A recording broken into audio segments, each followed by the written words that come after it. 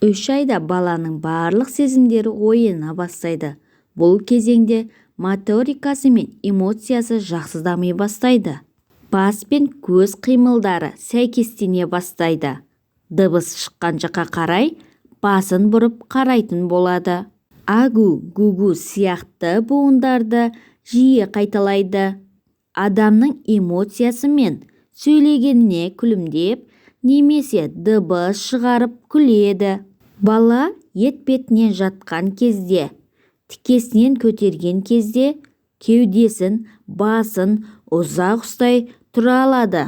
Бала қолын аузына апарып, саусақтарын сора бастайды. Ойыншықтарға қолын созып, ұстап тұруға тырысады. Бала 3 айында 600 граммнан 800 граммға дейін салмақ қоса бастайды. Бойы 2-3 сантиметрге дейін өседі. Бала тәулігіне 6-8 рет емеді. 3-4 рет үлкен дәретке, әр емген сайын кіші дәретке шығады. Бала адамға қарап саналы түрде күледі, дыбыспен жауап береді. Бала өзінің даусын тыңдап, сөйлегеніне жақсы көреді.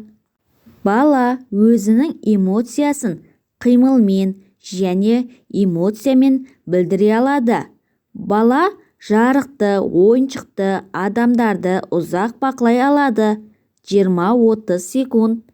Аяқтарымен белсенді түрде тепкілейді. Күніне 6-8 рет емеді. Ана сүті негізгі тағамы болып қалады.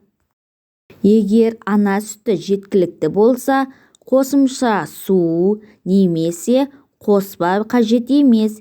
Емізу кезінде ана мен баланың көзі байланысы өте маңызды. Күн сайын ішпен жатқызу, жеңіл гимнастика жасау керек. Үнемі таза ауада серуендетуге болады.